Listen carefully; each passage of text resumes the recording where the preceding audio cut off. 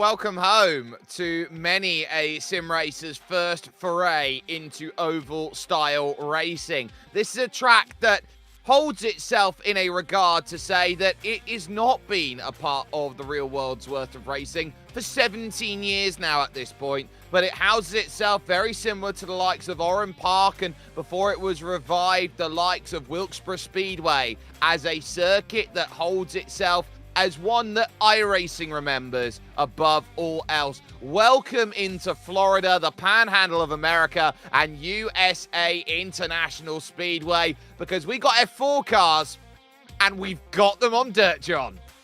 Oh yes, I think something that either the drivers are terrified or just looking at gloriously, thinking this could be my opportunity. It's something of an unusual circumstance to see an F4 car drifting every single corner, but personally, I love it. It's very old school, and it almost reminds me of, I don't know, like the Cars movie, where they've got the nostalgia scenes of just the drifting. It's wonderful, in a nutshell. Well, who's going to be out there being the Hudson Hornet here today, knowing how critical this is at the third round of the championship? After this, we hit halfway over the course of this season. It is a big throw for drivers now to have to try and work out how to get a car sideways that doesn't have specific dirt tyres. So that brings USA International into play. You've then got Oulton Park coming along in 7 days. The break week then leads to the Roval and then the Cup course of Watkins Glen, which means that as far as the end of this season is looking to go, it's going to be pretty chipper in 3 different distinctive ways. Yeah, for sure. Like, drivers have to be on their toes, as they say, in terms of just nailing the speed. I think a lot of people thrown off course by the dirt today, but after that it's firmly on the tarmac. And I think toward the half of the season, people should be getting to grips with the car at this point. So I think the gaps will start to reduce, maybe not on dirt today, but definitely for the last 3 tracks. And I think we'll see grandstand finishes aplenty, as if we haven't seen them already. Yet, looks like these F4 cars are suiting our competitors, that's for sure.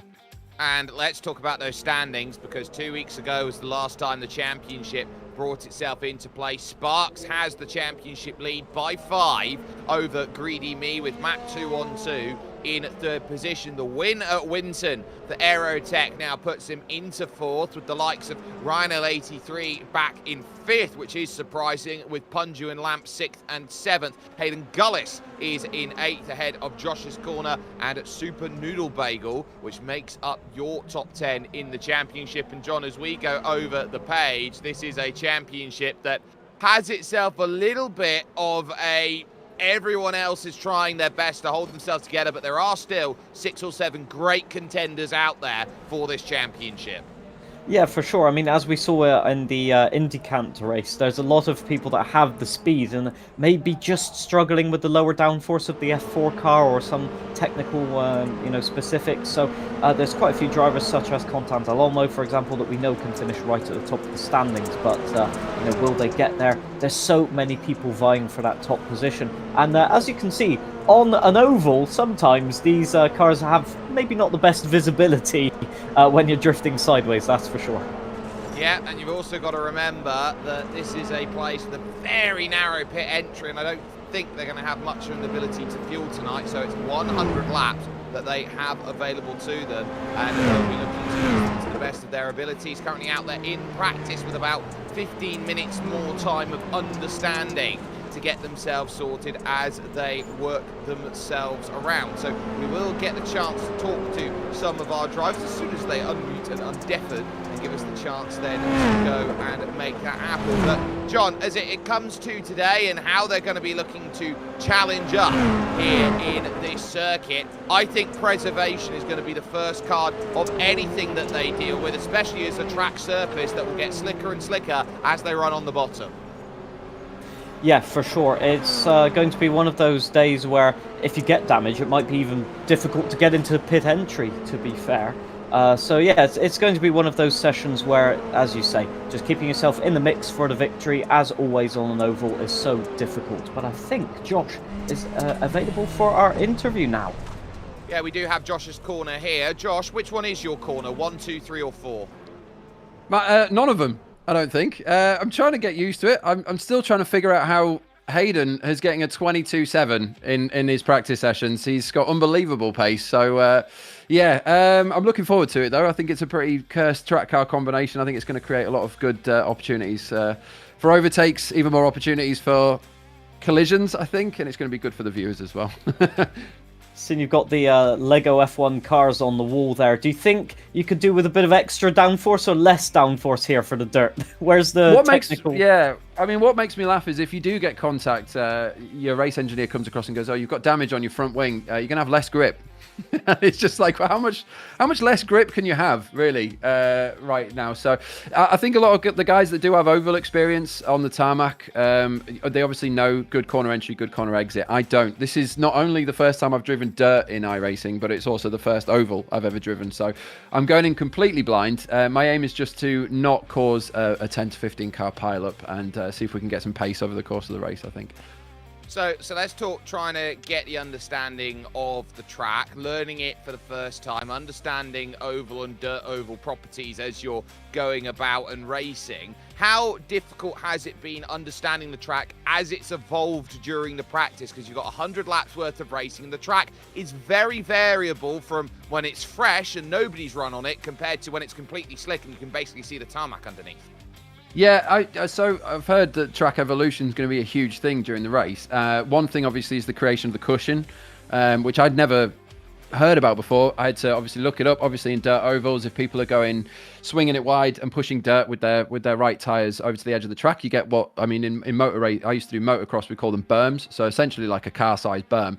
And I haven't discovered anything yet that's kind of knocked me off center, but I think over the course of 80 or so laps, whatever we are doing tonight, that we will see some massive changes in the track, and everyone's just going to have to adapt to it as we go along. But yeah, I've been on iRacing. This is my 3rd month on iRacing, so I'm fairly new altogether. I would say I'm one of the rookies of the grid. So I think throwing myself into things like this is such a good way to learn quickly, even if the combination's a bit cursed. But yeah, I will be looking out for track evolution tonight and seeing how that affects the stability of the car and where's quickest and where's not. I think following some of the quicker lads and lasses at the front is probably going to be a good thing to do at the start.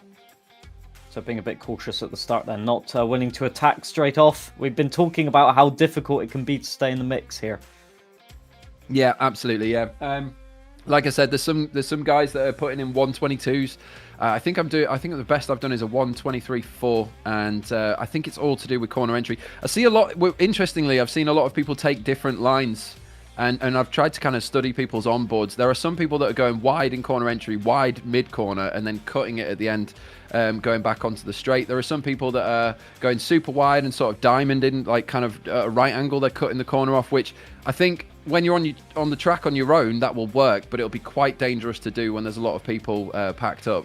You really need to watch, because once you start swaying to the left or the right, I mean, you're a passenger at that point. And as you know, the F4s, once they lock axles, yeah, it's going to be carnage. I think there's going to be a lot of cars in the air or upside down, potentially. Hopefully not. I don't want anybody's race to end, but I think collisions are inevitable, really, on the dirt today.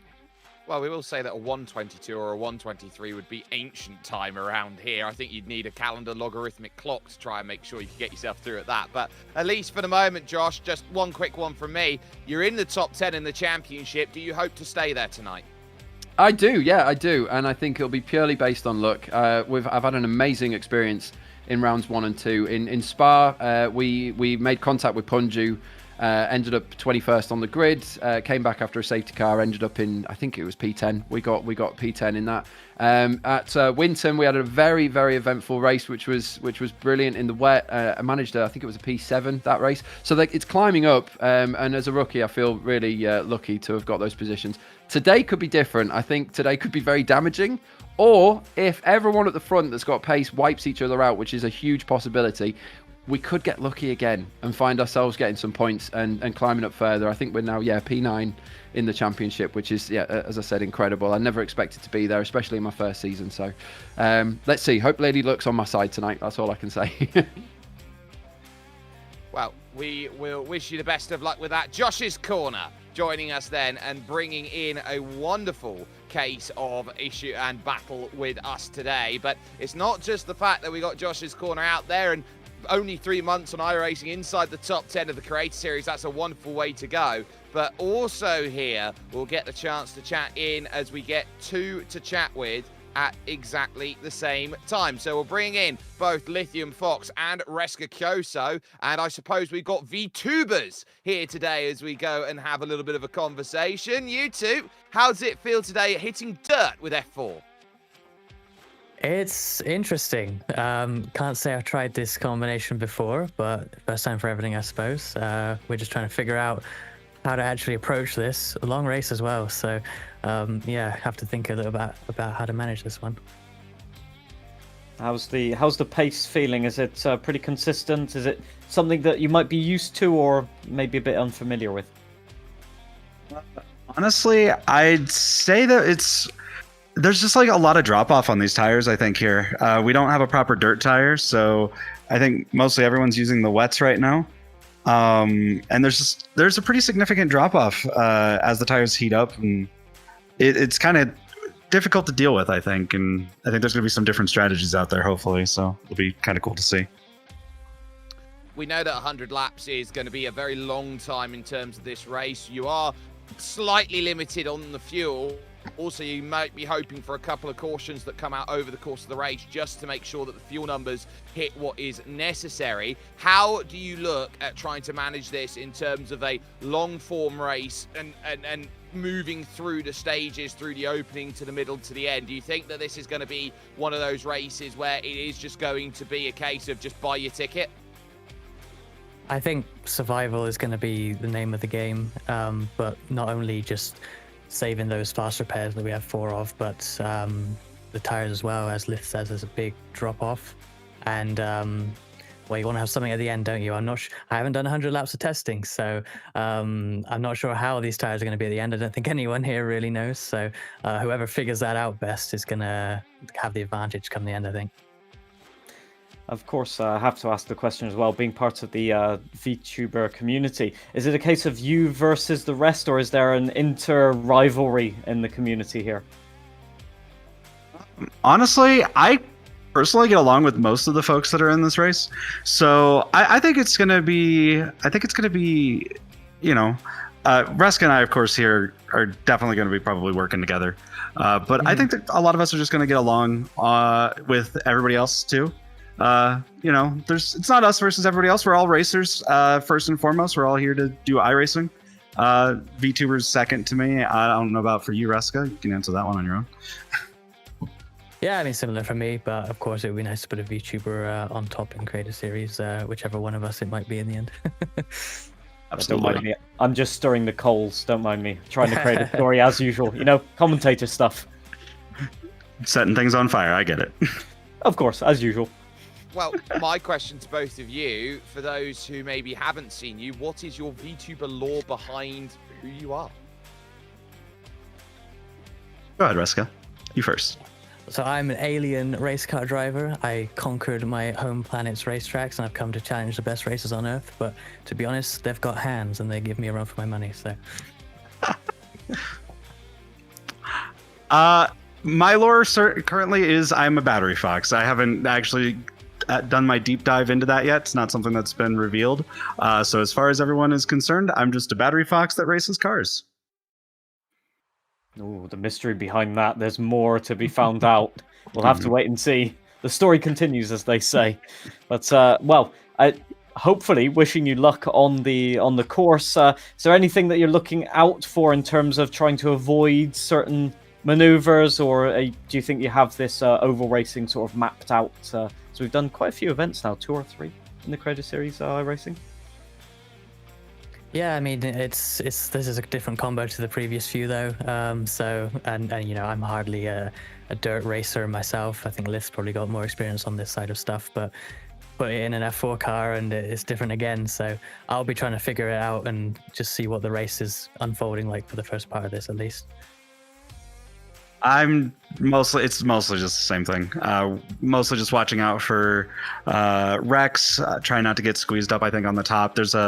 Honestly, I'm more concerned about that. It's something I was just thinking about the past couple minutes. There's a wall that kind of juts out in going into turn 3, and I'm kind of concerned what trouble that's going to cause everybody on the track.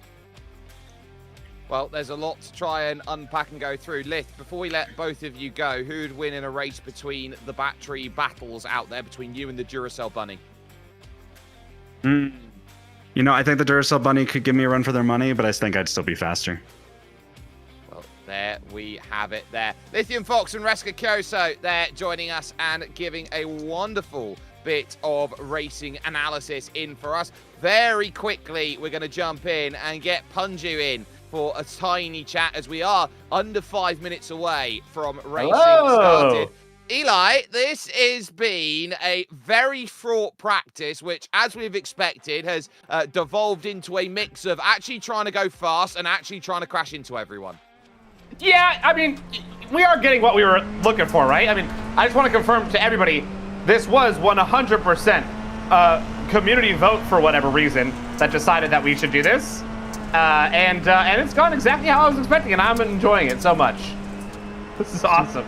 You seem to be a pro out there, so I know you do a lot of different racing. Do you think that experience allows you to be a bit more adaptable than everyone else? Are you planning on using that tonight? I'm definitely going to try. I mean, I think the experience of multiple different series is going to help me just stay away from the danger, because at the end of the day, like, this is a survival race. It's not a speed race. Like, if you make it through this race with very little incidents, you'll do well. So that's all I'm going to be looking to do today, is just try to be locked in, focused, and not get into stupid stuff as I say that. Yep, there it is. You appear to have a car on your car. That's a pretty hefty one there. I think you've got some wheel damage. You may have to tow and repair to get the time gain back. But ultimately for you, how important have those wet tyres been as a substitute for a dirt tyre? Oh, I mean, it's about as good as you're going to get, right? I mean, at the end of the day, so I used to race a little bit of amateur rallycross and stage rally, and we literally used, like, snow tires for our first rally tires when we were doing grassroots stuff before we wanted to buy studded tires. So, like, it is a known thing to do, is just use, you know, very grooved in tires, and it works in this stuff, so, yeah. And in terms of the racing, the racecraft, can you get 2-3 wide in these cars, or is there kind of like an advantage to be on the inside? We see you ramming the other cars, but maybe racing side by side. Well, I was trying to demonstrate whether or not you could go too wide, and the answer is not really. You can do that much and try. It probably won't work out, but yeah, it's gonna be tough. I think the better move is definitely gonna be single file, being smart, smooth, consistent, and again, everything you can to just avoid damage is the win condition here. Who do you think's going to step up to the plate compared to everyone else? Because it looks like Hayden Gullis has got a bit of alien pace today. Hayden's going to find himself in the wall 6 times, and he's going to run at a faster pace for sure. I think that we're going to see a really good run from Aerotech again. He's pretty good at dodging stuff. And also, I see a sneaky run from Super Noodle Bagel today. Those are my two that I think you should watch. Pretty diverse pace then from... well, obviously the pace is going to be quite close. I mean, it's an oval track, so about 22 seconds a lap. So, do you think is there any sort of strategy in play? We've heard a lot of people talking about how the pit entry is very difficult. So, would it probably be best to stay out, or are there certain people that are going to go for a strategy? Yeah, I would stay out the whole way through. I wouldn't even try to get new tires. You might want to do them like 30 laps in, because it is 80 laps of this. So you might want to do them around 30, 40 laps in, but yeah, other than that, I don't think it's really worth it. The only problem you have is overheating tires, but you don't have tire wear like at all. Like it's maybe 1% per lap maximum. So yeah. Well then, we'll wish you the best of luck as we head on forward to racing there. Punju joining us then and giving a wonderful demonstration as he was driving around at what is making this circuit tough for our creators today in the iRacing Creator Series. We are just about 45 seconds away from taking a look over towards racing action, and the 2 hours maximum on the clock, the 100 laps worth of racing which are put together. I think they were looking for 80. They'll have a little bit more than that. But John, what do you think is the big key to winning this race today? Well, for a start, I'm a bit perplexed by what Punju said, because if he said 1% tyre wear per lap, we've got 100 laps here, so the maths currently is adding up to be quite on the brink of no return, as they say. I think, honestly, it's like what every driver is saying. You have to keep it clean and not have too many contacts, because unless there's a lot of cautions thrown, then to get laps back is very, very difficult. So you want to be keeping the pace, being in the pack, and just keeping it clean. But that's going to be so difficult. So you'll have to just interpret what other people are doing and just keep a wide space between everyone else. Now then, when they get themselves set, the grid is going to form. We are under the lights here in sim time at 6:45 in the evening, but it is Killer Cleo who will have control of this field, with Els Indriani alongside. Ancephalosis and Joshimas will be on row number 2. It will then follow with Chesnoy Gaming and Storm Molina 5th and 6th, with Super Noodle Bagel lining up in 7th, and 8th belonging to Josh's Corner, who we talked with a little bit earlier. Hayden Gullis is expected to be the favourite on pure pace. He will have Punju alongside for company on that 5th row, as the inside of row 6 will house Ryan L83 with Aerotech alongside for company then in 12th. 13th is lucky for some, but Matt212, the Welshman, who will feel like he's very much familiar with all the fields in and around him, and he'll be looking to go from there. Greedy Me is there in 14th position, as Sparks, your championship leader, will line up in P15. Everyone else hasn't made a start this season, so you would look around at the likes of Formula Kai, of Lith Fox, for example, Monkey Matt, who is still back there in the Cookie Monster machine, Big T-Mac, who is there, and as well Reska Kyoso, who rounds out 20 cars then in this field. The last car on the back that we didn't talk about, John, is of course one who some prophesize that is a driver that if they were an interior designer, they would build their house all in tartan kilt, and that of course is the Stag. Yes, a very characterist person. I think mysterious is the word we could describe. The pace also mysteriously there and also not there at the same time in certain tracks. So will the Stag have anything to play on the dirt oval? We'll have to wait and see. I think it might be a big opportunity, but cutting through the pack is going to be so difficult. That's one thing we have to mention here, is that while other tracks have conventional overtaking spots, here you've got to try and get the run on someone, and so yeah, this might be tricky to come from the back of the pack. Joshima's then with the most dangerous seat in all of the Creator Series, mainly because he is so close to the stairs out there as he goes through. And he had a nice little look over towards his oven as well, into the kitchen. So you get a nice snapshot into these drivers. And of course, this a circuit, of course, that it has, of course, a number of great snapshots that have gone around it. Of course, it ran an ARCA event as part of the Automobile Racing Club of America, which was the Constructors Palm Beach Grading 250, which was won by James Buscher in a Dodge back in the day. So that certainly gives you an element of where you need to be trying to jump around and finding as much pace as you possibly can. But now as you sit down, who can say, I am the one who will do exactly what is necessary to make this work? And Hayden Gullis has decided here he will start from pit lane. I think that might be a wise move, to be honest. Just avoiding the chaos, but then again, that puts him quite far back, and you want to reach the pack. I mean, he knows what he's doing. He's got a plan. He's sticking to it. He's got the pace. Why not, as they say? Well, as the pace truck moves its way through, they get 2 laps to get up to speed and ready here on the dirt, because this is a 3/4 of a mile circuit, which means in the world of this, John, it's short track racing. Yes, it is, and that means it's a completely different objective, because you don't have such long straights as well. So everything is so one corner to the next. You don't really have time to get the car straight, and you're, as Punju was saying, you overheat the tires and it just compounds. So there's such a technical aspect to it, and I can't wait to see which driver will master those conditions. This is going to be a tough day, but Killer Cleo's in the front. Els Indriani alongside will look to make a good charge of things to get this racing underway. The pace truck will now look to dive down left off of the dirt and into pit lane, which will leave the control in with Killer Cleo. The green flag drops and we are underway and racing here from USA.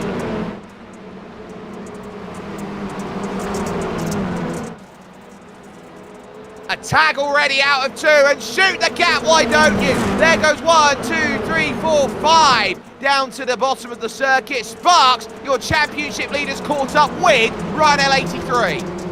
Yeah, that was such an unfortunate circumstance there of moves. I think I saw Punju caught up in that one as well. So a bit tricky and a lot of tagging going on just because the cars are in such close proximity. All that needs to happen is just a quick tap of the brakes. In fact, it was Elton Driani with a very similar livery, so Punju is still out there in P5 on board with him right now. Aerotech making a good start as well, so people moving up the grid. I think Ryan will be very disappointed with that contact.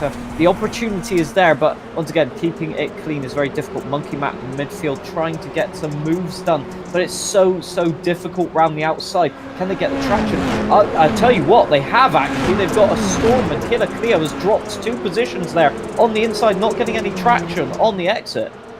No, I think Cleo's not willing to get the car out sideways, and sideways is quick on dirt as they battle for the lead. Josh's corner, trying to go at it with Chesnoy Gaming, who looks like this is a case of Wembley jumpers for goalposts for him as he looks to try and work through. Joshima's trying to sneak an angle. Low sideline then is there, and it is going to work then for Josh's corner, who moves up into the race lead. Chesnoy's going to move to the outside and look for the cushion to form up through this race. So there's certainly a sense of you've got to try and build as much as you can of the circuit and make it fine-tune and fettle to your needs and desires. Super Noodle Bagel out in front of them, 2 picks away. Joshima's cuts down low again, gets good drive off the exit and is going to pick up second.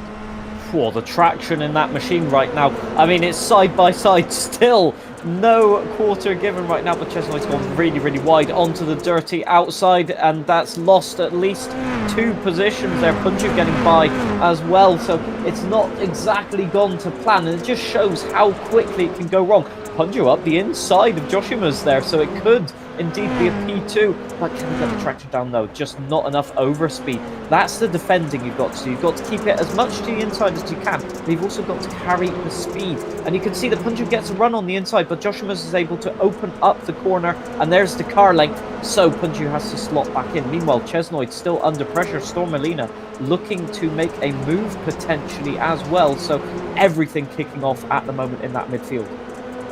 Aerotech up into 4th, and Joshima's clobbers the wall going in through 1 and 2, and so that opens up the chance for Storm Molina in there. Sparks is lap traffic in the middle, and they're going to go right down to the bottom and across the circuit. Bang! There's a hit, there's a secondary one as Ancephalosis is caught up with it and jumped right up into the apex there at turn 3 here on lap 8 of 100. A big smash there as they went through. Look, there's the first tag, and then as they look to try and hold, bang, back across the circuit it goes, and secondary instance, it's so tough to get out of it as Joshima's now goes for the race lead against Josh's corner to see who's top. Josh.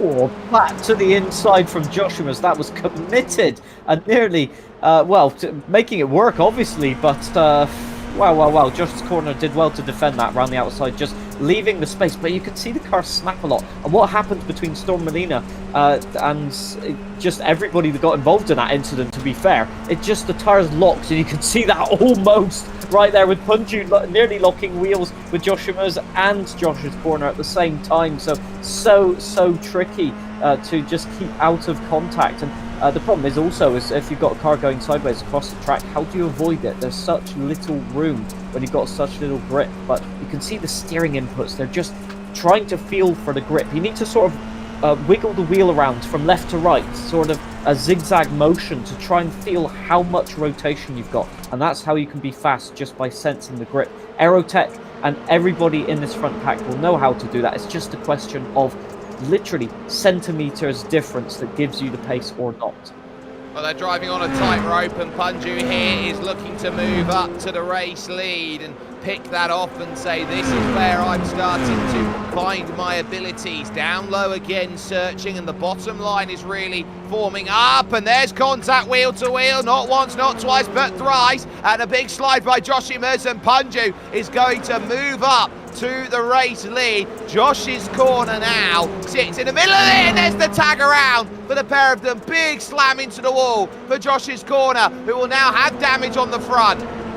Yeah, I think lost the rear wing as well, so let's see what happened here. So Punju on the inside, Joshimus on the outside, Josh's corner Joshimus tries to do the switchback, but Josh's corner is there, and they lock wheels and into the barrier on the inside there. That is so unfortunate. But again, it happens. You've got limited visibility. You can't exactly see what's going on around you. There's also debris on the track, which is not ideal. And around, that is a big, big shunt for Formula Kai.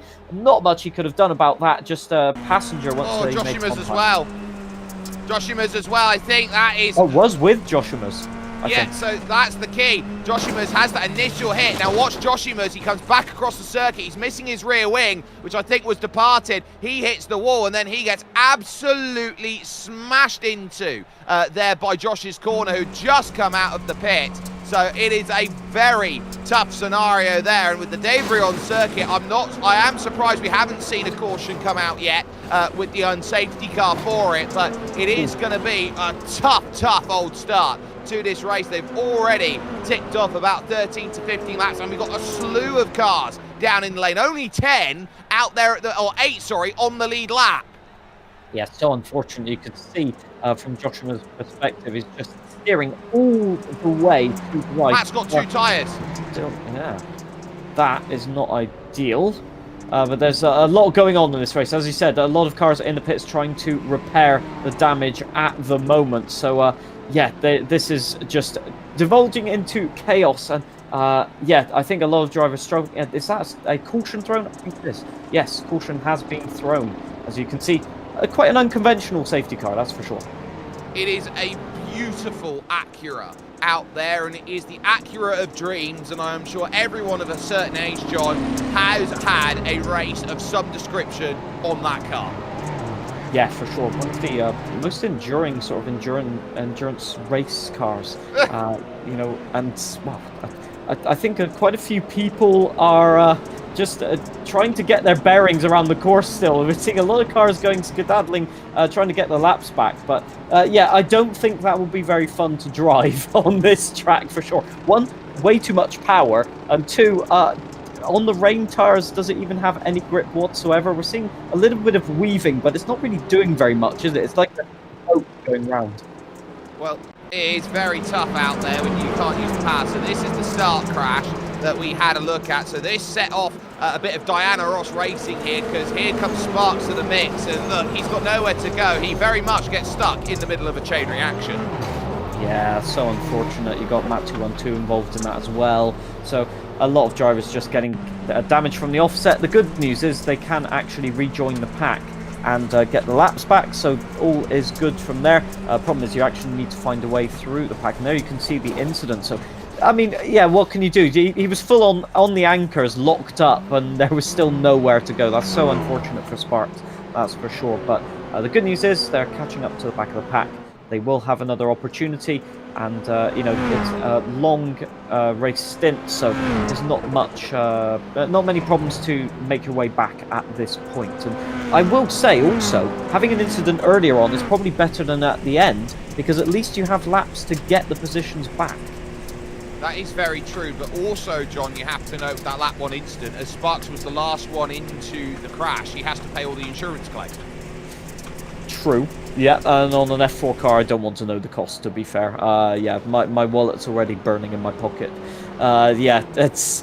I mean, the problem is also all the carbon fiber debris, as we said. You know, it leaves a lot of just material on the track, which can lead to all sorts of stuff like punctures and all of that. So that's why most of the cars that do dirt racing are not carbon fiber. They are a more flexible material because contact is expected to be made on a dirt oval. Now, there are a few chats out there that Ryan83 is going for pit lane and was looking to box. So this will be for him a case of can he go and get tyres sorted. There is a car that is stopped on the inside. It's Matsu on 2 who has pulled it over to one side. So we'll need to be getting back out and up to speed once again, and I would argue at slower speeds it's even tougher than faster speeds because you don't have, John, at these quicker speeds the downforce available to keep the car planted on the floor, and so that makes life even tougher to keep control of a car that you're trying to battle around sideways because you've only got the mechanical grip. There's a reason why you see some of the big block modifieds out there put a Perspex panel on the side to make it go quicker. Yeah, for sure. And also, important facts to note, the underfloor downforce from the floor and the diffuser won't work as well because the surface is very uneven. And you see that in sort of rallycross or rally racing where they have just a flat underfloor because it literally makes almost no difference, maybe 1%, 2%. But it's so difficult to generate that consistent downforce that these F4 cars or any Formula cars needs, to be fair. And that will mean it's just unstable. So ideally what you want to do is carry a lot of speed into the turn, slow it down on the apex, if you can call it that, and then just plant the throttle once again to get out of the turn. But the problem is, when you're racing side by side, that is next to impossible. It's like we were talking about in the interviews during the practice session just before the race, is there's one line that's a fast line, but it's only in theory. Can it actually be done during the race? Ryan has now been confirmed that he's got a rear wing. He was moving out in the line to check, do I still have a rear wing? Yes or no? And the answer is yes, he does. Into the pits then comes Aerotech from the race lead. So that will certainly pull things back around, looking to get that pit stop sorted. And that will be to get into tyres and new tyres out there because you don't want to be out there on the long stick. Or Aerotech is going to go for the cheeky strategy of, I'll just take the pit lane just cuz. That might be an interesting one, that's for sure. It might be that. Look at him. He might be slotting back into into P1. Yeah, indeed. It might be that. You're quite correct. But it also tires, yes, it does make a difference. You know, just having that, even if it's 3 or 4 laps, if they're less overheated, if they've got a better tire temperature than those around you, then maybe just for a brief amount of time you can have a bit of an advantage. And on such a low grip track, that can actually transform into a big boost of confidence. As the Cookie Monster, well, there's a lot of things that the Cookie Monster wants to eat, and I can guarantee you that gravel and dirt is not one of them. Yeah, there is Monkey Matt. The Cookie Monster is in play. A couple laps we're hearing before we go back to running. Now, we're not running the dirt style in terms of running this, John, where caution laps do not count, because in racing out there on dirt, traditionally, any laps under a safety car or an unsafety car or behind the pace truck normally don't count for dirt racing. Yeah, indeed. And I mean, that's just so that the race can finish, or at least have the most action possible. You know, it's understandable from that point of view. I think mainly the reason might be for the F4 cars is that they'd run out of money due to the amount of car parts that are currently spewed across the track, although those have been picked up now. So yes, we are hearing that the unsafety car will be in this lap, and as we can see some drifting, this definitely will end badly. Well, it's Aerotech in control of the field. It's then Stormalina and Punju. Greedy Me is fourth. The Monkey Matt in P5. Hayden Gullis has made his way up to P number 7, just behind Big T-Mac, and the Aussies and the Kiwis have a good history of dirt-style racing on dirt ovals in Australia. Green flag back in the air. Lap 24 of 100 brings ourselves back underway again, and Aerotech with a lovely launch off of the front as now the lines start to form up top and bottom. Yeah, Hayden Gullis had a great restart, but was boxed in, really, not much he could do. Monkey Matt has gained a position because of that, as Reska Kyoso on the sort of midfield there, you can see the yellow car just getting boxed out by everybody and falling down the order. That's looking Fox around the outside. So yeah, there's a lot going on, but at the front, Aerotech has stormed away with a little bit of a lead. Storm Molina not exactly having the drive, and in the barrier is that Lithium Fox. It is maybe a little bit of damage, but the wings are still there. Yeah, but you got to be careful through each and every single section. I think it was contact with Josh's corner, who was immediately on the radio, got sideways, and that's just what happens. Tag's front to rear, you've got to leave room for the outside rear tyre. You never expect that you've got clearance as you're trying to work it. Great lines being thrown by Hayden Gullis, who goes down to the low side to try and pick up the run on Big T-Mac, and also there trying to get it done on Monkey Matt. Will manage it as Matt is stuck on the outside, and in front of that, in comes Aerotech. Then into the pits, struggling about, has to take a tow because I think there's some issues out there for Aerotech running at the moment, which will cede the lead to Storm Molina. Oh, that's so disappointing for Aerotech. You know, the pace is there. It's one of the events, I think, where he could have a very strong result, and there's time to come back for sure. But if there's a mechanical issue with some of his equipment, that's a very unfortunate one, as Punju is looking very aggressive right now to try and take the lead here. Storm Molina leaving the gap on the inside, but not enough for Punju to just steam up the inside and say, hey, this line is mine. Very clever defensive strategy. Up the inside goes Hayden Gullis, though, into P3 from P7 at the restart. That is what you call taking a storm. Yeah, and looking to take a storm as well as Punju for the race lead. Monkey Matt is the biggest places game, but remember that Hayden Gullis started down from pit lane, so our graphic is a little deceptive. Greedy Me and Monkey Matt on for fourth, and it's been a couple laps side by side for Storm Molina and Punju. Punju has to finally see, takes a big amount of turn and rotation through, trying to get the line sorted, as now Hayden Gullis jumps up on the rear and says, you know what, this is my scene, I'm going to try and find a way. Big slide going through the corner, massive incident in front, shoots the gap, big incident there, 3, 4, 5 cars all caught up. Yeah, I think that was Matt 212 and Killer Cleo that had just had some contact. We'll have to wait and see. But yeah, the front three came across just this incident, and I think that is Killer Cleo. But who else was it? I don't think it was Matt 212. Let's see if we can get another angle from this is how quickly it goes from hero to zero. So shoot the gap through the middle, why don't you? And it looks like one of the black and white machineries there. I think it's Ancephalosis who's trying to get back right now with 3 wheels on the wagon. Safety car has been deployed, so that will bring pacing back down. Oh, and Hayden's been blocked! Hayden's been blocked by Ancephalosis! Oh, that's so unfortunate with damage on the car. I mean, Ancephalosis can't get back. I don't want to know what is going through Hayden's mind right now. He must be losing it. That is... And the worst thing is Ancephalosis had to tow back to pits just because the car is undrivable. What a situation. Storm Molina coming in with 3 wheels on the wagon. I mean, that is a chaotic pit line entry. We talked about it, how it might be a problem. I did not expect that.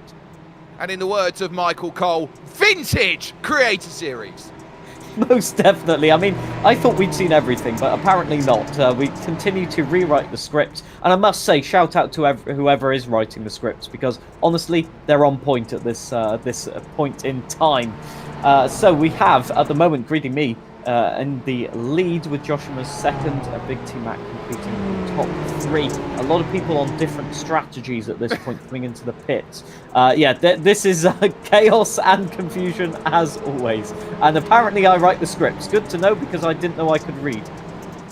Well, you don't need to read to write, and John does very well with the scripts, apparently, that we have running along. So there is still going to be a lot to try and unpack in this race. Lap 33 out of 100. We go back further down in the pack to see who sits themselves up with a good opportunity then to move forward. I think this is going to be one of those races here, John, where I don't think you can put much credence on where everyone is on lap 33. I think the credence is going to have to be put who's there at lap 73. Yeah, it's one of those things to just keep yourself out of contact. I mean, I think everybody in the field has been involved in some sort of incident at this point, but with effectively enough fuel to get to the end, and tyres, although they'll overheat, they will get to the end. So here's what happens. happen. So Ancephalosis with a huge amount of damage. Stormalina with even more damage somehow. Let's see. So yeah, just the rear of the car letting go. And the car is just not turning. Look at it. I mean, the front right tyre is done. There's no steering, you can see. And he's trying to get into the pits. And then Hayden just out of nowhere. I mean, Hayden's entitled to try to get to the pits. I don't even think Hayden was trying to go in the pit lane, to be honest. But it just happens that you're at the wrong place at the wrong time. And yeah, that's what happens in racing. Yeah, that is something that happens, and we will see it time and again. And as that incident came into play, it was one that certainly traded a lot. Oh, and there's another hit there on the replay, and it shows you how quickly it goes wrong. So Ancephalosis pretty much had nowhere to go, and then Killer Cleo came back across, and there was the hit. So Ancephalosis trying to get back to leading lap out there, and drivers including Sparks and the Stag as well just trying to go through. I just drive the car, says Lith there on the Halo, looking to work through. And drive the car, well you do, sir, in P5.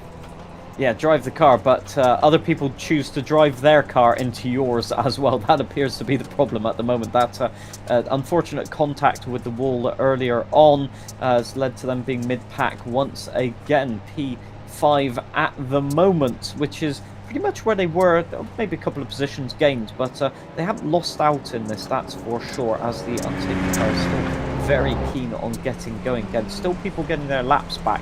So you can see Ancephalosis just testing the grip here a little bit, and it seems like they've got the measure of the car, but again, certain people taking different lines just means that there will be inevitably some contact to be made, some problems mid-corner. And you can see the concentration. It looks poetic. It looks like a well-oiled machine just drifting, but it takes a huge amount of skill to keep it pointed and drifting like that throughout every single turn. Lithium Fox in the pits, Reska Kyoso also in the pits. 2 to green as Aerotech is going to come down pit lane as well. So a few decisions being made. Ancephalosis struggling to get that turn through. It's going to be difficult when you go onto pit lane, and especially in these conditions, because you're going from dirt over onto asphalt again. Yeah, for sure, and it's such a narrow pit entry that you don't want to be going too fast because you'll miss it and maybe even crash into the barrier. So very, very tricky, and when you've got cars approaching at such a high speed, you have to almost drift into the pit lane, and that leaves it even more vulnerable. The Stag does not concern himself with proper track position. He leapfrogged the leaders and thought he had an extra wave around than necessary, and now has parked it to one side to get back into the track position that the Stag should be in. So end of the line for the Stag, then looking to get back up to speed. The pace in control of Greedy Me, and how much will he look to try and feast next lap around? Yeah, the Stag, not a very talkative fellow, to be honest. We did try to get some comments in previous races for the incidents, but all we got is a grumble, and then they went back to reading the Haynes manual for Formula 3 car. I think they're looking for a promotion somewhere.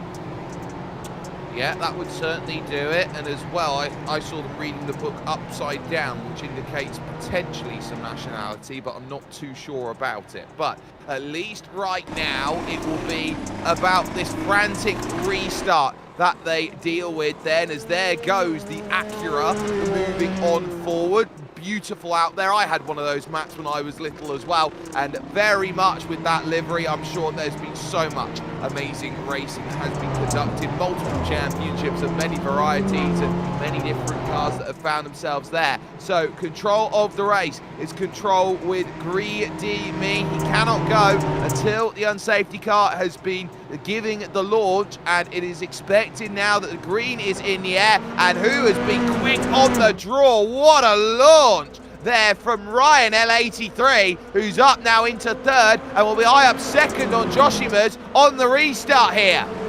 Wow, he just planted it and it gripped and he just went with it. That was incredible. He is up to P2 at the moment, has the inside and almost can shut the door. Meanwhile, Punju battling with Josh's corner and a few other cars in the background as well. Formula Kai and Matt 212, I think, had a brief moment of contact there.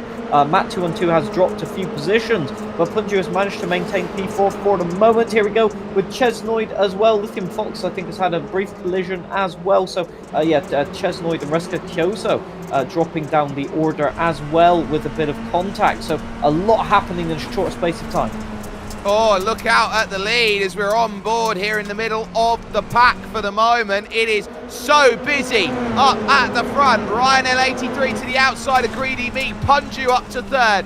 Past Joshima's for position. And now hold the middle of the road. They're going to go screaming by. Punju to the lead. Wow, what did he have? A push to pass button? That was incredible. Just found the grip, found the traction, and went with it. You can see a line starting to form. So this is the point where the experienced drivers will be able to find a little bit of extra grip and know where the grip drops off. And you can see Punjo just absolutely cruising off into the distance. Ryan is still being challenged. Matt 212 briefly up to P3, nearly contact. Greedy Me having to take avoiding action. Very well seen there. Joshima's still challenging for P4 at the moment. And it looks like Aerotech makes his way back up the order as well. But good to see that the issues have been resolved. In the midfield, nothing short of chaos.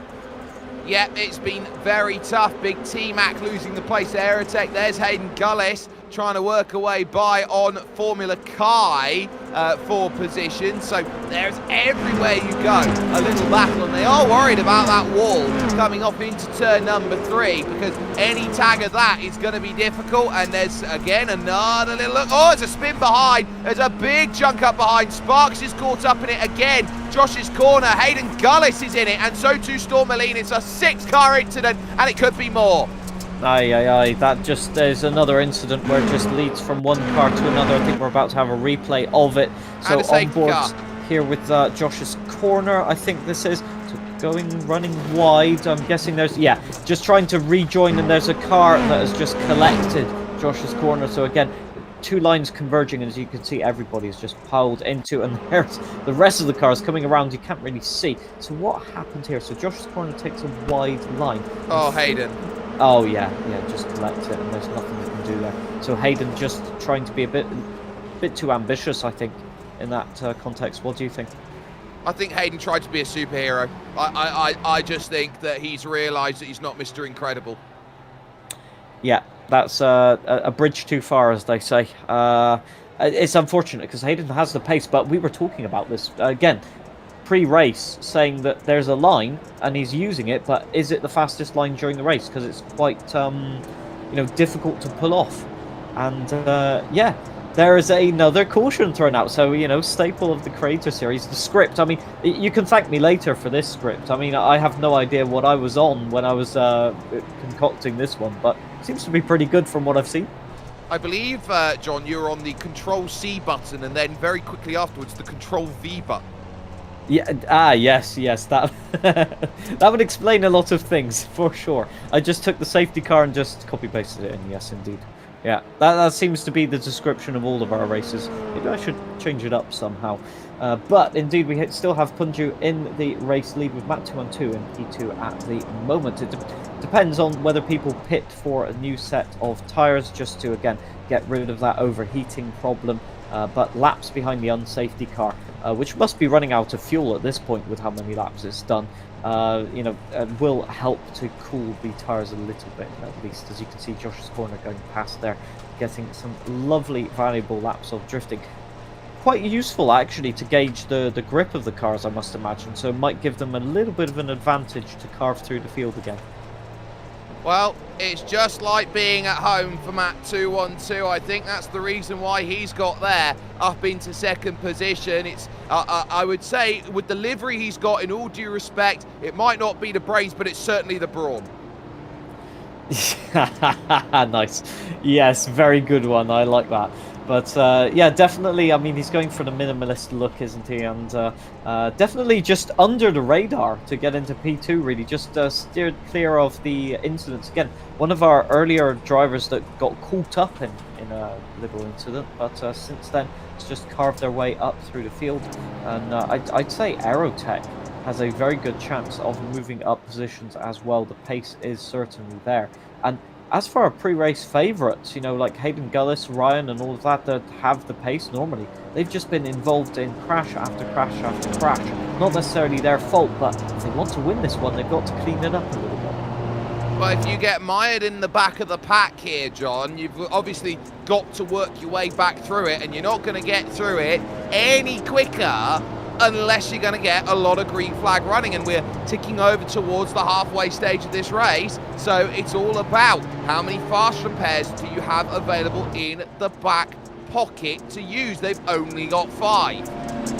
Yeah, and that's a big problem if you've been involved in 3 or 4 incidents, because it also hampers your ability to go for the risky moves. If you know that the next time you have an incident you're out, it means you have to be cautious, and that can lead in itself to an incident, because you back out of it and then you get some snap oversteer or whatever, and then you're in the wall and it's game over. So a lot of it will come down to how intelligent you've played this race out, but a lot of it isn't in your hands, as they say. If somebody decides to steam up your inside, you've got to deal with it.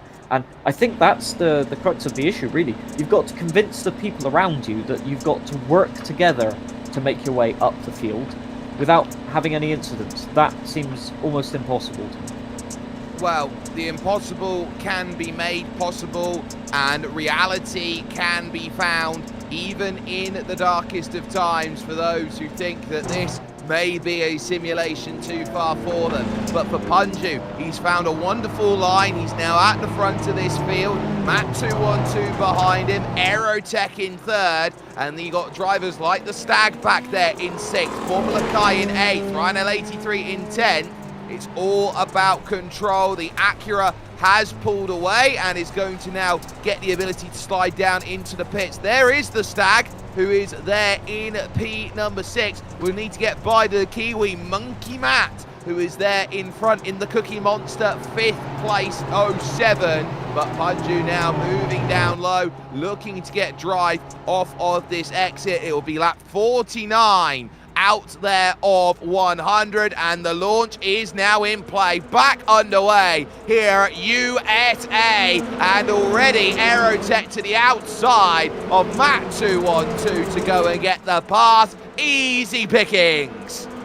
Hayden Gullis in the midfield just decided, hey, I'm going to steam up the inside of everybody, and somehow they're all still in one piece. But you know, that is going to be such a crazy story if he can make moves like that stick, because he will.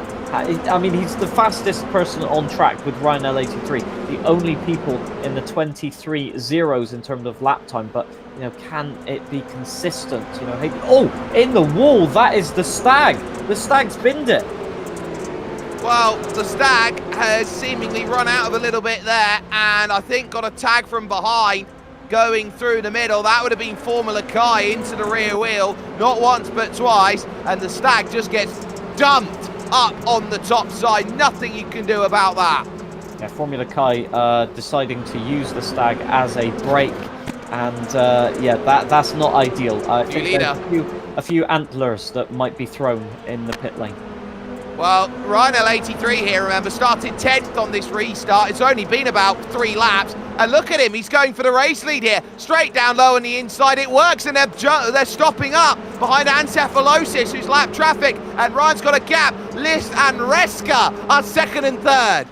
Well, they said they try and work together. It's certainly working out for the moment. Look at that. Aerotech gets past Matt 212. Who was, I think, caught a little bit by Ancephalosis there, but that is the problem. You have to negotiate through lapped traffic. So you can see there Matt and Hayden Gullis battling as well. Hayden ran the outside. He will get the run, but contact once again. They're not paying attention to the tyres and to the fact that if the suspension gets trapped, they are most certainly heading into the barrier. So Matt 212 managing to avoid any damage from that, I think, but it was very, very close. And Hayden has again the charge on Aerotech, but Aerotech is such a great defender on these races. He will just park it where you don't want a rival car to be, and he'll make it so difficult. Both of them are quite aggressive. Hayden to the inside, it just looks like that car at the moment is on fire.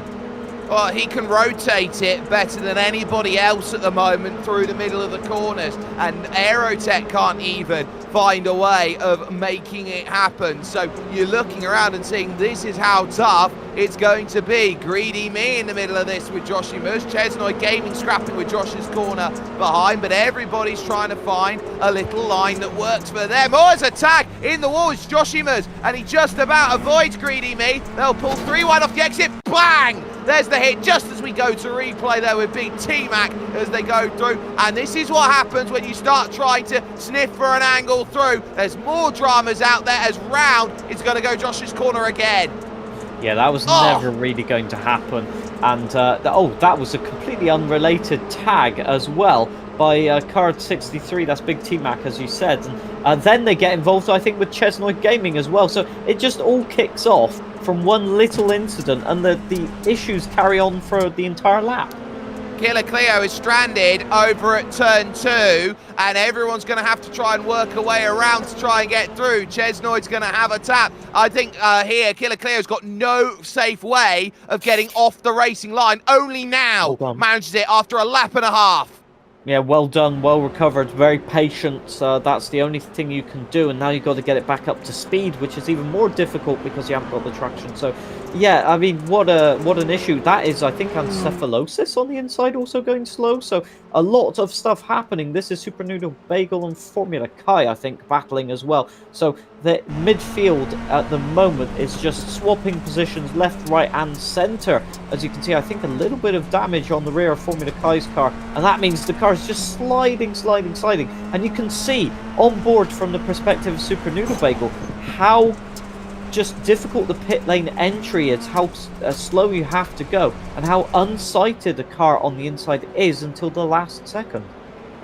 Yeah, and he'll be thinking, oh, beans, inside that car at the moment as Hayden Gullis is through on Reska Kyoso, now eyeing up Lith Fox for position. Lithium Fox is doing just enough to keep this one away from being an absolute runaway. Drivers are serving the black and orange mechanical flags because there are a lot that are going through. Bit wide there by Lith, and that will open up for Hayden Gullis. Thank you very much. He will comfortably now dispatch that and have 2.5 seconds to chase to Ryan L83. This would be a huge boon for him, championship-wise, if he can pull this back after the disaster he had going for the win against Sparks just 2 weeks ago.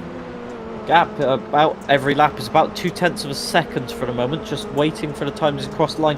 So basically an identical lap time that last lap, so it's going to be so difficult to close in. I think what Hayden Gullis has to just wait for is Ryan to get caught in traffic or something that just forces him to check up. Although, you know, you have the same problem trying to get through traffic yourself. So Ryan's just caught Chesnoid and overtaken Chesnoid as well. So yeah, there's a lot of technical things to do to be at the forefront of this race, and it's just a question of keeping it clean now. You've got the pure pace, you've got the relatively open track now as everybody sort of settles into their pace under green flag conditions. Can you keep it going? Well, Formula Kai's struggling to go places. He's just lost the lap, comes back around. Oh, he's almost taken Hayden out. Just about avoids it there. What great car control by Hayden Gullis to avoid that one. Formula Kai takes the tow, but that has really cost him progress. Hayden must be cursing that pit entry, because that's twice now that he's been caught out by that through no fault of his own. I mean, you know, what can he do? Oh, it wasn't even on pit entry. It was literally on the start-finish line. That's crazy. I guess Formula Kai's been into the wall and just got just damage to the drivetrain and can't move really. So yeah, that brings Lithium Fox back into play, and Reska Kyoso as well by extension. So yeah, it's all kicking off for a moment as we've only got battles in the midfield at the moment. Oh, that's a big contact. Who's that? That's Josh's corner. Oh, it's upside down. Surely that's got to be an unsafety car. My God. Oh, and hit into it. Chesnoid Gaming's caught Josh's corner, who's gone upside down again, and surely they're going to have to get the crews out to him. There's Monkey Matt involved in that one because I see a Cookie Monster rear wing, so that can only be one car. Let's see. So Monkey Matt collides with is that Big T-Mac, and then Josh's corner just gets, well, hurtled into the barrier. And then, oh wow, that's unfortunate for Chesnoid. I'm not sure really what was happening there. Probably no grip, but yeah, just adding insult to injury there. It's a massive hit. You never like to see a driver upside down, and so that puts dramas into play. Unsafety car is out, and so at lap 67 at the 2/3 distance, Ryan L83 will see Hayden Gullis back into play, and almost everybody is diving for the pits for tyres. What a drift by Hayden into there. I was convinced he was going into the water barrel at the pit entry there, but seemed to succeed. Seemed to have that well practiced, to be fair. So he's probably stopping for a fresh set of tyres.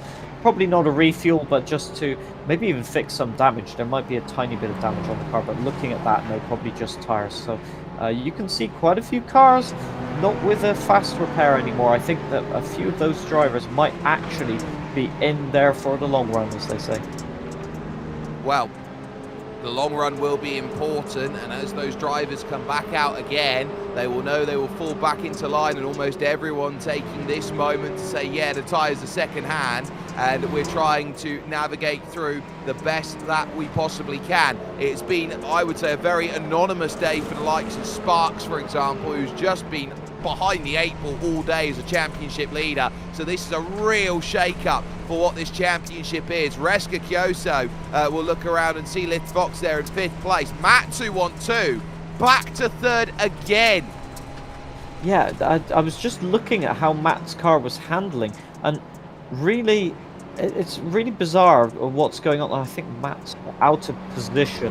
Yeah, I think he's gone 1 lap too many. We'll have to wait and see here. We'll get this sorted out. But just looking, he's in the pit lane. Oh, he's clipped the pit entry as well. That is the danger that I foresaw there. So probably coming in to fix something or to get a fresh set of tyres. But when you looked him exiting the pit exit, you could see the tyres just constantly spinning up, no traction to be found whatsoever. And then above a certain speed, it was okay. The car was gaining grip again. So it just emphasizes that if you stall the car out on the apex of a corner, trying to get a rotation to undercut somebody, for example, you might end up stalling out completely, losing all traction and spinning out. So it's a very technical type of racing and very low grip scenario. The drivers have just been called out by the unsafety car team. They've just said here, John, no crashing under the unsafety car, please. Yes, indeed, that is a little bit problematic. I think people just getting a little bit exuberant trying to drive and trying to feel the grip. And yeah, it's quite unfortunate. Unsafety car, for once, is not crashing. So, you know, you've got to give them credit and respect that as a driver. So, yeah, it's one of those things. I think the car is very different. They've all the in-car aids, haven't they? Yeah, well, true. Yes, very true for the unsafety car. For the F4 cars, probably not. But I think some of these incidents are just happening because people are being a little bit careless on throttle and on the brakes. They're arriving sort of steaming to the back of the queue, and then they're not braking in time and just going straight into the back of somebody, for example. Yeah, and so they need to be very aware of the checkup time, and especially braking distances on dirt, on wet tyres in an F4. Who has ever practiced that? Maybe a driver going into a gravel trap during a free practice session. I can guarantee you it's not something that you practice out of free will, I can tell you that much. So, yeah, I guess the amount of practice will depend on the amount of skill issue that a driver has. So that's a paradox, isn't it? I guess the more inconsistent that you are, the more practice you have for today. I need to write another script on that one. You do. It is very tough. I can confirm at the moment that the unsafety car is running around at 50 kilometers an hour right now. So let's call that highway speeds at this moment that they're running at this stage. I think they might actually be quicker in some of the RVs and vans that are lining turns 3 and 4. Yes, indeed. That's a frightening thought for what is a hypercar just poodling around a dirt track. I mean, yeah, certainly it would be a spectacle to see the RVs racing around, though. I'd pay good money to see that, actually. I would too, and that is why Irwindale Speedway exists. Indeed, yes, you're quite right on that one. It's fascinating, the amount of different racing series they have in the States. And to be honest, this track, the history of it, really involved in so many different competitions and just one-off events different formats of racing as well.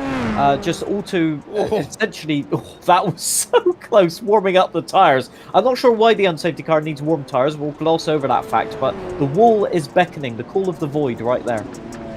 Yeah, so just trying to get up to speed. They are having to wait this amount of time here at the moment because Formula Kai is currently 4 laps down and trying to unlap to get back on the leading lap again. So we're going to have to wait for Formula Kai at the moment before we have the opportunity to run and get some opportunity here. But this is a good chance for Formula Kai to get into the spotlight. We'll see the run through here into turns 1 and 2, really trying to pin the car down low, keep as minimal steering as possible, 2 to green, so you're going to have to be quick here, Kai. Yeah, you can see from the onboard here that the grip level will change because the track is starting to reveal that sort of polished surface underneath, which can make the grip of the car paradoxically a little bit better, but also a little bit more snappy. And there's another collision. I think that's Killer Cleo involved with the Stag. Not again, the Stag. The Stag is not having an easy day, let's put it that way. Nor is Killer Cleo, to be fair. So what's happened here? Everything looks normal so far. I think Cleo's brake checked the Stag here, sped up, and then the Stag's looked at it and gone, oh, we can go quicker, and then the Stag's not realised, oh wait, no, we can't. Yeah, Killer Cleo left that late to brake, so again, that's on the Stag in my view. Yeah, I'd say, yeah, definitely 75% on the Stag, but Killer Cleo was a bit abrupt on the braking, but for sure, the Stag was polishing the antlers, I guess, or something like that.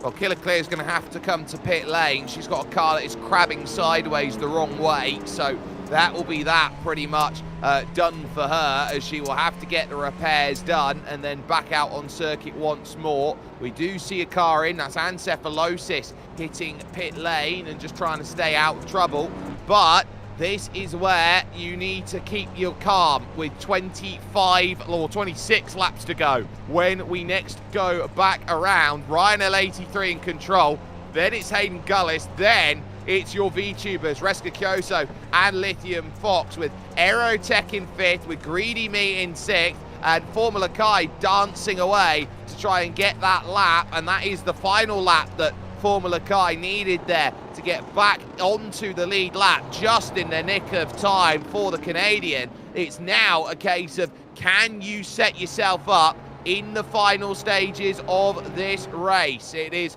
going to be about keep your nerve and know that this has been tough to try and find a long run. So Ryan L83 on this moment of time, it's been over 45 minutes worth of racing, but now the final stage is there. Hayden is chomping at the bit to try and get going forward. Green flag out and we're racing again. Yeah, you have Matt 212 trying to get a jump on the restart. Didn't really find the traction on the inside there. But one person that did is Aerotech to the inside, forcing everybody to the outside line. Reska Kyoso falling foul to it. Super Noodle Bagel dropping positions as well. I think there's been contact in that midfield. But there is a battle with Greedy Me just surrounded by cars as Aerotech looks to take that P3. Has taken that P3, but has to defend it. Meanwhile, the top two are fighting. Ryan L83 trying to defend valiantly at the moment, but Hayden looks relentless.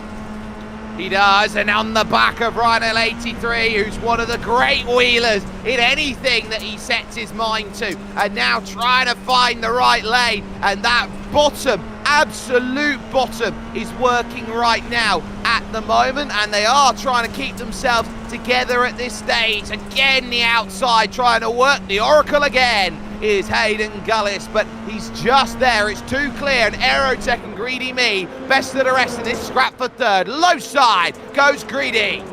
Yeah, they just haven't managed to just get away from the rest of the pack, and that battling side by side is dropping them a couple of seconds, tenths of a second, I should say, per lap. A couple of seconds would be a bit extreme, but the top two battling the same as well. Greedy Me still has the slight advantage for that P3, but it's still side by side with Aerotech forcing it round the outside, getting the better traction, getting the better overspeed. Bang! Then 3, 4, 5, 6, 7 cars all caught up. Monkey Matt, Super Noodle Bagel, Punju's in the middle of it. Still going. One's going to run the catch fence. Upside down is Joshima's. Unsafety car out. So unfortunate what happened there, and it just appeared out of nowhere on our camera, and that the incident's already happened. I mean, who started that? It's just a chaos because they're all exiting the corner. They're committed. They are full speed sideways. Oh, was that Monkey Matt just taking out Joshima's? I think it was. That is very, very unfortunate there. Just a bit careless not looking in the mirrors, I think, in that one. It's a massive incident. There's a huge chain reaction. I was listening to the unsafety car team on the call. It was unsafety car is out. Look, that's the tag that initially has it. So Killer Cleo's round, damage there on the car, and then trying to just find a way to get back off the circuit again. And so that was a case. Oh, and someone reverses back to try and make pit lane, and then there's the hit. So that is very poor driving standard, if I'm going to be quite honest about that. If you miss the exit, you're going to have to go back round again. I don't mean to be harsh, but you have 15 different things you could possibly do, and you choose to select reverse on an oval. Yeah, okay. That's not ideal, let's put it that way. So, yeah, that's created a load of chaos, and I don't even know where to start with that one. It's just so unfortunate, Killer Cleo just having nowhere to go. I mean, Killer Cleo, to be fair, did very well to get off of the racing line on that one. Let's give credit where credit is It's needed. Formula Kai. Had just fought back 6 laps down to get back on the lead lap, and then has reversed out on circuit, trying to make pits again after getting caught in an incident. That is not his best look for Formula Kai. I will say that much. Yeah, I mean it's been rough. Probably maybe a bit of head loss there with various incidents. Let's see what happens here. I mean, Josh's corner. Oh no, you can't believe it, can you? It just happens. Josh's corner is not at the center, I will say, but involved in incidents. And I can see what's happened here now. The steering is broken. He's trying to get into the pit lane.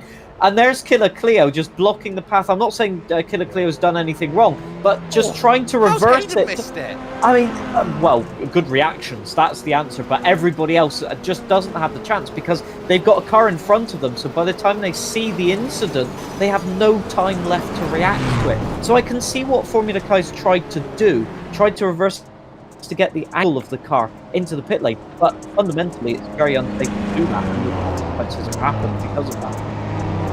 Yeah, that is a massive, massive hit, and that is the sort of hit that the uneducated would turn around and go, is Nim cross-watching? That's the sort of thing that you look at who is iRacing's chief steward-in-chief, and believe it or not, you can be protested in a league, believe it or not. So keep that in mind out there and your hosted sessions that you do, because you can effectively find yourself in trouble out there if you are in those sessions. It's not often that happens. It's most often that you find iRacing intervening when it comes to official races out there overall. I would like to inform the world that on this next restart, which we are 2 to green from, the Stag leads. The Stag does not concern himself with leading the race. The Stag concerns himself with surviving the race, I guess, at this point. The Stag has been involved in so many different bits of contact that I think, you know, they're probably as surprised as we are if the Stag can show an emotion of surprise. To be fair, I haven't thought that one through. Does the Stag show any kind of emotion? I haven't seen any so far behind the scenes. He does not concern himself with pit stops. He's on the same 83-lap-old wet tyres that he has started the race with here, has the Stag, with Big T-Mac just behind. It is then Hayden Gullis, Ryan L83, Storm Molina, and Aerotech. Your top 6 as they go. Sparks, who has been nowhere all day here, John, is 7th, and that's huge. Yeah, it is. I mean, that's a brilliant recovery. And just demonstrating the consistency that's there if they don't get caught up in other incidents. That incident at the start of the race was very, very difficult for Sparks. It's been a good recovery. Maybe it can be even better. Just want to point out, somehow the Stag has the fastest lap of the race. A 22.773. Only 3,000 better, faster than Hayden Gullis. But the Stag does have speed, apparently, as the unsafety car is coming in this lap. Yep, so they will have 16 laps to figure this race out and say, what more can you do? Inside the final 15, the unsafety car team have worked their magic and said, that's it, we're going home. So they're going to have to just get through this lap only and hope they don't need to call another unsafety car. The green flag will drop, and now they are underway. They've waited for it. Aerotech gets a wonderful launch, and so too behind the Sparks and Greedy Me. The Stag covers everything off, but Ryan L83 is down on that inside with so much more superior traction, and the lead is his again. He's done it twice now. That's incredible. That line, he has found the grip, and I tell you what, Hayden Gullis has followed him through. The Stag has got absolutely mugged at this restart. And Aerotech has got past as well. The Stag down to P4. And look how close Aerotech is to Hayden Gullis there. That is an incredible restart.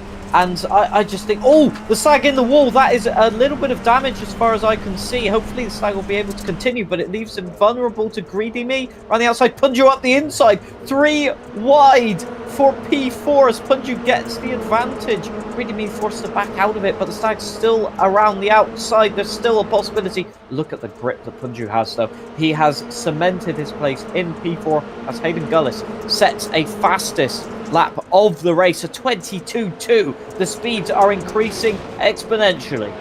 They are, it's getting slicker, they're finding traction, and they need to find it. Anything that is a contact patch they will use to their advantage. It is the opposite of what you see out there in Dirt Spec, which they run fastest on a clean track. But now outside, Lorraine's just leaving a car width on that outside line. It's forcing Hayden here to try and figure out where to go, and never count Aerotech out of a race like this. He is a dirt specialist and knows where to put the car. Right place, right time, and they will be ticking soon at 11 laps to go.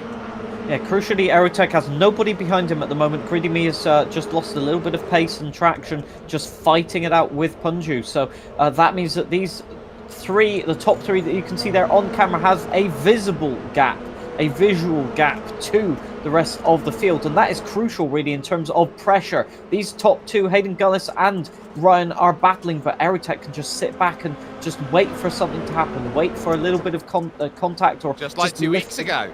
Indeed, yes indeed. History repeats itself, as they say. Hayden to the inside, though. This might be an attempt at the lead. No, just not enough overspeed. So Ryan doing everything he can to defend, and doing it well for the moment. I think he's slightly too close. I think he needs a little bit of help, and he's going to get it here. Ryan blocks it off, covers down low, back up they go. This is some defensive driving by Ryan L83. He's trying to make his F4 as wide as possible, all the way down low off the exit. He moves back high, and Gullis back onto the rear tyre. He's clutching onto everything that he can here with 9 laps to go, but still searching for a lane that doesn't work. Drops the time, and now here comes Aerotech. I thought Aerotech was getting a run there. I just want to point out the Stag has dropped down to P10. Just a disastrous restart, really. And possibly the tyres. Yeah, the tyres overheating and just losing the pace. I did say earlier that even just a little bit less overheating at the end of the day could be a major difference. I think the Stag might be dropping even more. Well, as I say that, down to P11, just to emphasise my point. But yeah, the top three still pushing, and the gap still increasing. 2.3 seconds to Punju now, who's still locked in a battle with Greedy Me. As you can see, the top three are just storming away into the distance. But really, I mean, Ryan... Oh, Ryan's gone! Ryan's gone! He got caught! Killer Cleo went around, so too did, guess who? Josh's corner go around, and now it means that it is Hayden Gullis who leads. Also in the wall is Storm Molina, so a big hit there for Ryan L83. He never catches luck. Well, I don't think he had that one on his bingo card either. I mean, where'd you go? Where'd you go? You're approaching at such a high speed. If you turn out of the corner, you're in the wall anyway. So I think he was trying to thread the needle, got maybe a little bit more grip than he wanted, and that sadly is a pit lane and out of contention. That means Hayden Gullis takes the race lead. Whether he likes to do it that way or not, I'm sure he would probably prefer to battle for position on track and take the lead via an overtake. But that is how it happens, sadly, in oval racing. And that means that Punju is promoted into a position. Oh, that's Killer Cleo rejoining the track, I think, as well. No, it's Chesnoy, isn't it? Oh. Well, so that is going to be the change of position. So Hayden Gullis now struggling here and will lose a couple places out there. Ooh. I wonder if he's tagged the wall and had a slide and that has brought him back. Yeah, so there's the slide that costs him. He just gets himself a little bit loose and then slicks it, and then Aerotech steals the lead again, but Punju now is going to be on the chase with 4 laps to go. It's incredible to see how just simply that happened. Just a little bit of, yeah, that's a rear wing missing. That is not good. They'll hopefully find the pit lane without having contact. And the VTubers have come together. Oh no, from working together, it's all gone wrong. Let's see if we can get a replay of that, but that's so unfortunate. Aerotech leads then. And that incident with Hayden must have just been off of our camera view. Looks like Hayden's just looking to get a move on Punju.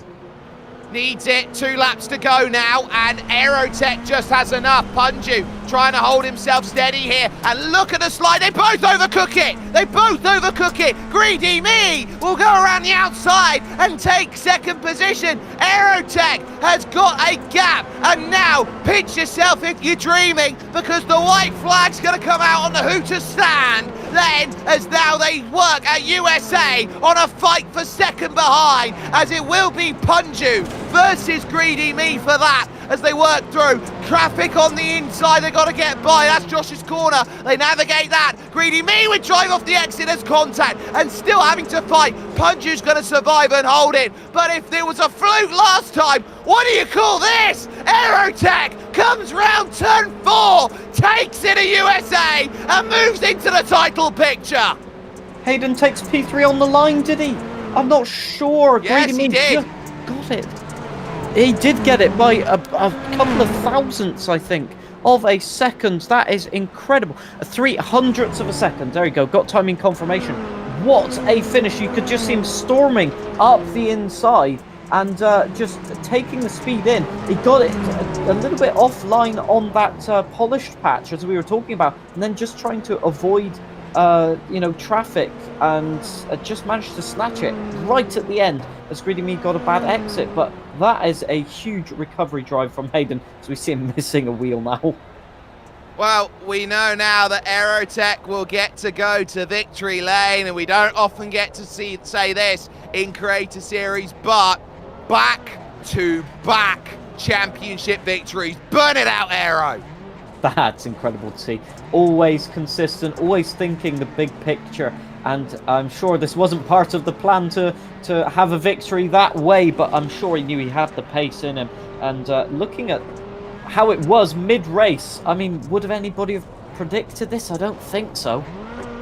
Well, it's one of those things about Creator Series. You never truly know how it's going to play out. The long and the short of racing like this is it is absolutely brilliant out there to see the best of the best go at it in creator style. And look, he's burnt it so much. Look, he's punctured the left rear.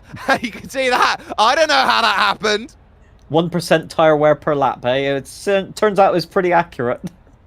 It very much was. Let's take confirmation of results then. Aerotech gets it done by a second over Punju as Hayden Gullis saves his blushes and just pips Greedy Me to the final spot inside the top 3. Joshimas finishes in 5th, and Sparks, while being nowhere today, will take critical championship points in 6th place ahead of Monkey Matt and Super Noodle Bagel 7th and 8th. Big T-Mac would finish in 9th, and only 10 runners inside of 1 lap. The Stag would still finish in 10th ahead of Josh's Corner and Storm Molina in 11th and 12th. You've then got Reska Kyoso and Formula Kai 13th and 14th. Formula Kai will need to learn not to reverse onto a live circuit, with Lith Fox and Ryan L83 desperately unlucky from the race lead, catching Ancephalosis and Killer Cleo, with Matt 212, a retiree 21 laps away, Chesnoy Gaming, a retiree, and then all the way down at the bottom, Els Indriani done after just 1 lap's worth of racing, struggling so much out there with the way that racing was going to go. Oh my, that is a race and a half, and I think we can say without any worry at all that we got Aerotech here with us. And Aero, to do it once was a fluke at Winton. To do it twice right now, you have to say there's talent. Can you believe it? It's an Aerotech win once again. I don't know how that happened. I mean, we were fast on new tires. We had a lot of really good racing there in the middle. I had the FPS glitch. Thankfully, again, we are allowed to get laps back under safety cars, so I just pit really early and I had to pit from the lead. That's why I pit from the lead early. And then just made some good decisions. I mean, a couple people got unlucky there at the end, but a lot of people were like not lifting for crashes, and we knew there was no more safety cars. So like, what do? Do you lift and survive and maybe lose a spot, or full throttle through it and try to maintain your position and maybe get wrecked? So I was like, you know what? Again, I was like, I'm cool third. This is going to be really good for points for me. And then unfortunately, Ryan got caught up in an incident with the lap car. I was like, second, cool. And then Hayden just decided he didn't want to win today, I guess. So I don't know what happened there. I looked forward. He was just all the way sideways. But okay. Yeah, that was super fun. I didn't think we were going to be running this on dirt. And as soon as I heard about that, I just was like, because that's right up my wheelhouse. So madness out there today. But you got triple crown of Bandit Collective wins. That's 3 in a row, baby.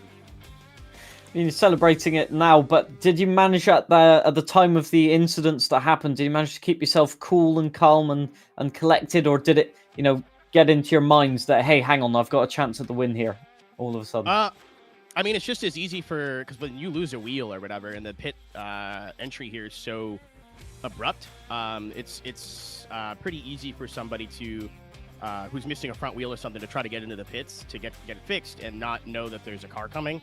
And there's a lot of people, and I don't mean this in a disrespect way at all, that don't understand that you do not have spotters in the corners in Dirt Oval. You kind of just have to wing it.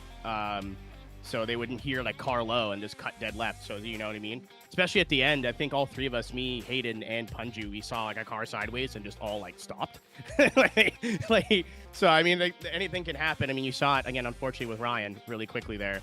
Anything can happen here pretty fast. So I didn't really think we had it until going down the back straight on the last lap. And I was like, I think we're clear. Again, thanks to Josh as well for doing his best to get out of the way there. I was like, please, dude, this matters a lot to me. Aero, you are championship leader heading to Alton Park next week. What does the game plan do now, knowing that you are the target everyone's trying to get better than? First of all, Creator Series fans, that's a sentence. That's an insane sentence. I'm just gonna try and maintain as best as I can. I mean, Winton. We had some good late race strategy with the rain, and of course got lucky with that incident going from 4th to 1st.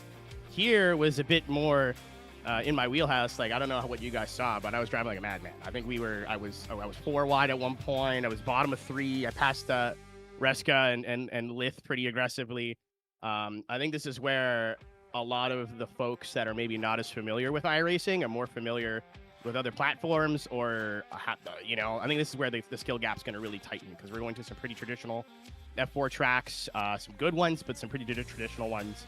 So we'll see. We'll see what happens. I mean, it'd be cool. I think I didn't do very well last year in the points, or last season in the points. So even like a top 3 or a top 5 would be great. But it seems everyone else towards the front just keeps getting really unlucky, and I'm just there to pick up the pieces. So I mean, I have no expectations, but we're set up pretty good for the rest of the season.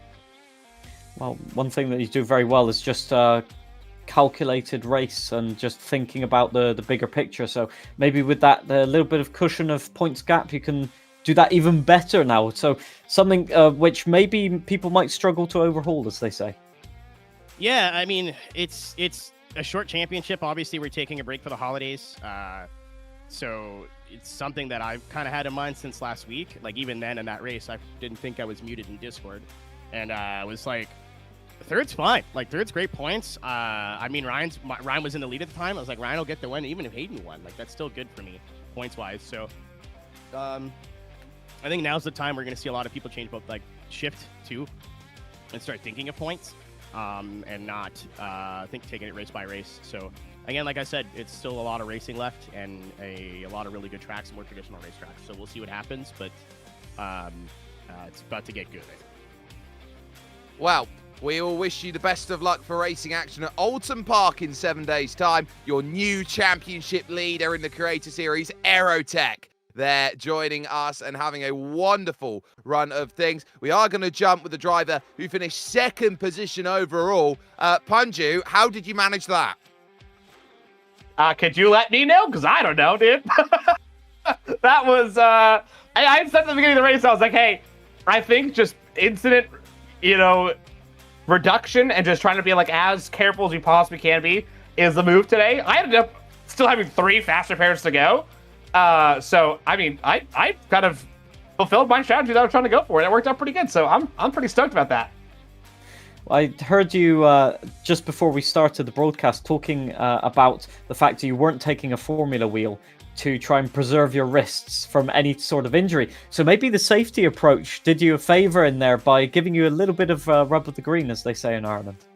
Yeah, I tried to be as safe as I possibly could in every single scenario that I possibly could control. Like, honestly, at the end of the day, like, you just gotta control your variables and do your best to protect yourself effectively in a race like this. There was a lot of protection needed to be done because it was just so intense. But if you're smart about, which moves to go for, and especially on those restarts, like that first restart when I was on fresh tires, I didn't know how good it was going to be. I hit the loud pedal and I was gone, girl. And I was like, oh, okay, cool. That makes a serious difference. So then, yeah, I kept that strategy going, and that was definitely really, really helpful. Talk us through then the restarts and how difficult it was to try and get the angle, get the space to work with off of those starts, knowing that you had to go through the cycle of caution after caution after caution, and especially as well, talk about that final battle you had with Greedy Me. Oh, dude, that battle with Greedy was amazing. That was one of the best battles I think I've had in iRacing. That was so fun. Every single time you restarted, like, I knew I was gonna have a tire advantage. So, okay, cool. I can throw it up the inside, put them on the dirty stuff in the outside line, and I'm gonna keep rolling, right? And that's basically what you have to do. Like, in those moments when you know you have the speed, you just gotta launch yourself there and trust the car is gonna turn, even though it really doesn't feel like it's supposed to. It just did every single time. They're starting to get a little bit of a blue line, or blue groove, excuse me, as the rallycross people will know about that. Near like lap 60, 70-ish, and you can start seeing that, especially on entry. And if you just aim your car for that and you make the big turn right where you hit over that, it's like asphalt and just turns you over. So that's what I was looking for every single restart, was those. Yeah, well, ended up, I think, catching out Hayden Gullis, where he went around possibly on one of those patches. So, yeah, maybe experience doing you a favour there. But maybe in terms of the next races, are there any tracks you're familiar with? And do you think you have good pace on? Yeah, I unfortunately won't be here for next week, almost certainly. But the rest of the races, I love them. Like, I think that this calendar is phenomenal. I think that, Wilton Park, obviously, being next week is going to be pretty gnarly. But I love Charlotte Roval, and I love Watkins Glen. Both those are probably 2 of my favorite racetracks, like, literally in the world. So, yeah, I'm ready for some craziness, for sure. Well, we'll wish you the best of luck with your craziness. If we don't see you in 1 week, we'll see you in 3. Panju joining us there with a big second place finish out there overall. And we very nearly got a Hayden Gullis win before GTA 6 was launched. And Hayden, not quite. Nah, the nosebleed was getting in the way. As you can see, I was actually wearing a white shirt before this race started, but the amount of time I spent at the front, it was just gushing out of my nose. But really enjoyable race. Last week was Indy Can't, this week was F4 Shouldn't, and I really enjoyed it. What do you think was the most challenging aspect of it? Because we saw you had the pace, I mean, but just the chaotic nature of the race just seemed to play a disservice to everybody, I think, at some point. Yeah, there's a lot of different elements that come into it. It's a learning sort of like car control, and I mean, for a lot of it, for me, it's just flat out. You just keep the foot pinned to the floor from 5th gear down to 4th. We'll settle it, and just fight the corrections on the steering wheel. So you have that to sort of deal with. I guess all the times I've driven off track on F125 from making mistakes has taught me a lot driving on the grass there. And then it's just dodging cars as well. Like, if there's a crash in front of you, lift the hell out of there. Don't try and take it flat out. I think that's maybe what Brian did and why he got he got punted off at the end there. But I'd say those are the two biggest challenges: just having the car control, which I failed on right at the end, and then dodging the chaos. Let's talk that track evolution, because it looked like right at the end that groove in the middle was starting to slick up, and I think you just caught it. And so that for you, how difficult was it knowing that track evolved to a state where you just couldn't pin it down flat anymore? And do you take any consolation on having the fastest lap bonus point? I didn't know I had that, so I'll definitely take consolation in that. I didn't know anyone took it away from me at the end, but it was perfectly fine, and it was just literally that lap that was the first time I felt it go, and I was like, whoa, what on earth was that? I'd never felt that before in the 94 laps that we'd done, and unfortunately that was enough to put the nail in the coffin for me to lose 2 positions, because having the lack of speed out of the corner allowed Eli the run up the inside, and having the inside is so crucial around here, because it's just a lot easier to dictate the line and kind of spook the drive on the outside. And being that late in the race, I didn't want to take it too tight and have an incident and it'd be both over for the two of us. I'd take a podium if the race win wasn't on, but it's got a little bit gutsy, of course, not to win the race, but I'm really, really happy to be on the podium, really happy to be fighting at the front, and it was a really fun race. But yeah, just a shame, maybe a bit more dirt over experience, and I'll know that in the future that there's going to be a nice bit of tarmac at turn 1. Well, talking about familiarity, maybe we are going to Alton Park next. Is that a track that you're familiar with? Do you think you have maybe, or maybe you can carry the pace that you had here into that next race? It is a track that I am familiar with, as much as all the other tracks are on the circuit, on the calendar. Like Winton, I've done a few laps around a few official races, but not a lot. And it's the same with Alton Park. I'm really good at kind of like remembering layouts of tracks and kind of very quickly picking up braking points. It's just then excelling. That's where I'm weakest at, compared to obviously the really strong drivers in the series, is finding those extra attempts. So I'd say something like this, where everybody's jumped into the unknown, I can pick it up really quickly, but getting those extra fine attempts out of it is always the difficulty. Unfortunately, though, I am away next week, so I won't be there. So I won't get to enjoy Alton Park, but I'm sure they're all going to have a lot of fun around it, and a bit more back to normality after this. Well, Hayden, we will wish you the best of luck in 3 weeks' time when we go to racing action at Charlotte Roval. Thank you so much for joining us. A 3rd place here today for Hayden. And John, I guess your final thoughts as we depart from the USA International Speedway, a place that has not seen racing for 17 years in the real world, but for now, I think put on a showcase. Yeah, I think it's a classic case of nostalgia, really. We went back to a track that has a lot of history, sadly now in the past, but it certainly demonstrated why at its height it was a popular venue. And I think there's a lot of people out there that will reminisce and probably drive the track in the game, to be fair, because it's one of those things they might have gone to as a kid, for example. So I think this race delivered on that front. It was a classic sort of dirt oval experience that was made even more chaotic by the fact that you have nothing between the wheels. So as soon as you lock wheels, it's kind of over. So we saw everything from unsafety cars to unsafety driving to very safe driving that netted a race win for Aerotech. I mean, the script was definitely on point this time. So I'm not writing it, but I want to meet whoever does.